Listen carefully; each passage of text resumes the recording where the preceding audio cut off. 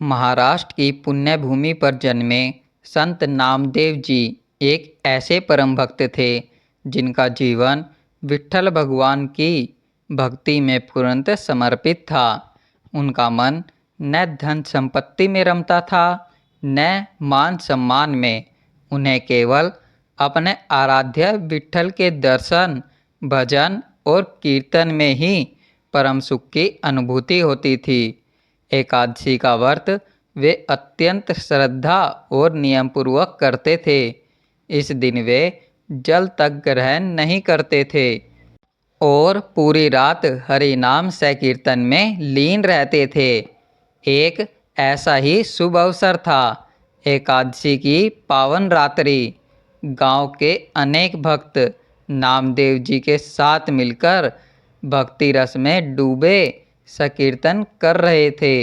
वातावरण विट्ठल नाम के गूंज से पवित्र हो रहा था।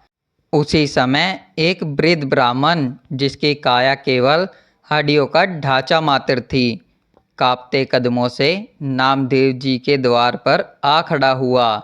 उस ब्राह्मण की आंखों में करुणा थी और उसका स्वर थरथराता हुआ, हे संत, मैं अत्यंत भूखा हूँ, कृपा कर मुझे कुछ भोजन दे दीजिए, नहीं तो यह प्राण रूपी दीपक बुझ जाएगा।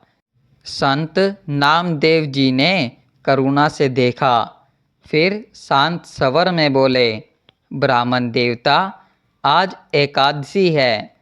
इस दिन मैं न अन्न खाता हूँ और न किसी को खिलाता हूँ। कृपया प्रातःकाल तक प्रतीक्षा करें। व्रत के पारण के बाद मैं स्वयं आपको भरपेट भोजन कराऊंगा। ब्राह्मण ने पीड़ा भरे स्वर में उत्तर दिया, हे संत, मैं 120 वर्ष का वृद्ध हूँ। एकादशी का व्रत तो 8 से 80 वर्ष तक के लिए कहा गया है। मेरा शरीर अब भूखा नहीं रह सकता। यदि आप मुझे भोजन नहीं देंगे तो मैं यहीं भूख से मर जाऊंगा और इसका पाप आपके सिर होगा। नामदेव जी के चेहरे पर दृढ़ता थी पर आंखों में करुणा। उन्होंने कहा, मुझे खेद है ब्राह्मण देवता, मैं अपने व्रत नियम का उल्लंघन नहीं कर सकता। कृपया कुछ समय और धैर्य रखें।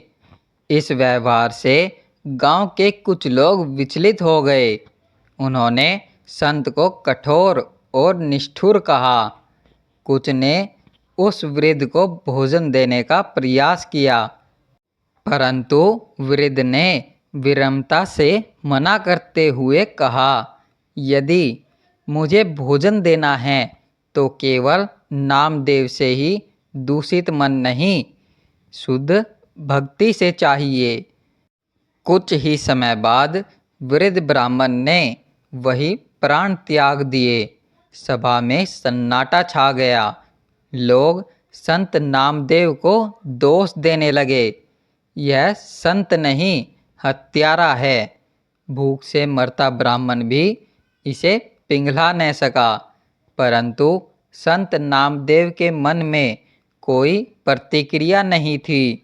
वे पूर्ववर्त अपने आराध्य विट्ठल के नाम संकीर्तन में लगे रहे। थोड़ी देर बाद वे उठे। वृद्ध ब्राह्मण के मृत शरीर को एक कपड़े से ढक दिया और उसके सक्षम बैठकर रात भर हरि नाम संकीर्तन करते रहे। प्रातःकाल जब सूरज की पहली किरण धरती पर पड़ी तब उन्होंने व्रत पारण किया।